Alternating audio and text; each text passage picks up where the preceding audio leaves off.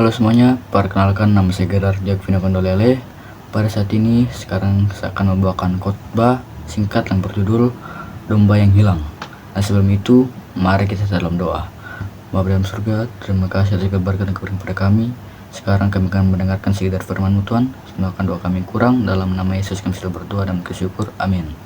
Nah, ayat Alkitab untuk khotbah saya kali ini terdapat pada kitab Matius 18 ayat 12 sampai 20. Matius 18 ayat 13 berbunyi, "Dan aku berkata kepadamu, sesungguhnya jika ia berhasil menemukannya, lebih besar kegembiraannya atas yang seekor itu daripada atas yang ke-99 ekor yang tidak tersesat." Nah, kita pasti pernah merasakan kehilangan, entah itu barang atau orang yang kita sayangi. Contohnya itu seperti barang, kita memiliki HP yang kita sayangi karena memiliki data terpenting, tapi HP kita itu hilang, entah kita taruh di mana. Dan jika kita berhasil menemukan barang itu, pasti kita akan merasakan kesenangan atau kegembiraan yang sangat senang. Nah, demikianlah yang diajarkan Tuhan kepada murid-muridnya saat menjadi gembala. Ia mengumpamakan tentang domba yang hilang dan ditemukan kembali oleh pemiliknya. Jika kamu seorang gembala memiliki banyak domba, saat itu juga ada satu ekor domba yang tersesat, maka pasti kita akan mencari satu ekor domba tersebut.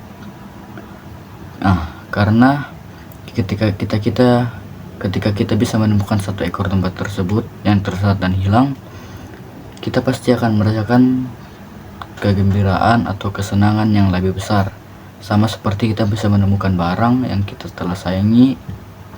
Nah, seperti begitu. Dan disitulah Tuhan Yesus menekankan poin penting tentang perumpamaan domba yang hilang. Pemilik domba akan lebih bahagia ketika bisa menjumpai seekor domba yang tersesat.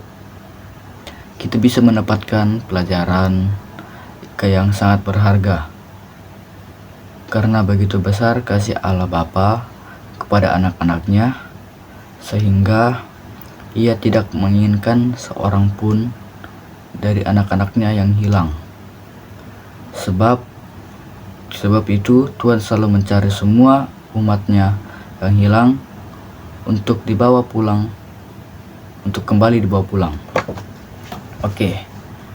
Di sini dalam cerita Alkitab, para murid bukanlah binatang domba.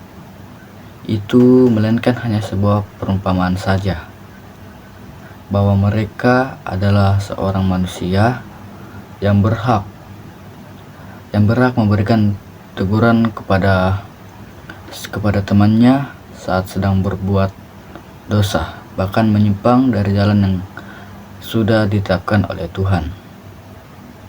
Sebagaimana seorang murid, ia dapat memberikan nasihat secara pribadi, bahkan dengan banyak saksi di hadapan seluruh jemaat. Hal itu bertujuan agar bisa mendapatkan saudaranya kembali pada jalan yang sudah diterapkan oleh Tuhan. Namun, ketika orang yang tersesat itu susah untuk dinasihati dan melawan, maka orang itu bisa saja akan dikucilkan. Nah, di dalam kitab tersebut, Tuhan Yesus memberikan wewenang kepada semua muridnya untuk menentukan menerima atau tidaknya seorang yang hidup berjemaat bersama mereka pada waktu itu. Demikianlah kita harus saling menegur ketika teman ada yang sedikit menyimpang untuk kembali ke jalan yang benar. Namun kita tidak boleh menghakimi, melainkan selalu mengasihi semua orang. Oke, kesimpulan yang saya dapat pada khotbah ini, yang dimana kita harus mencari teman kita yang tersesat dan membawanya kembali pulang ke jalan yang benar. Oke, puji syukur pada Tuhan. Sahabat Godmeni, amin.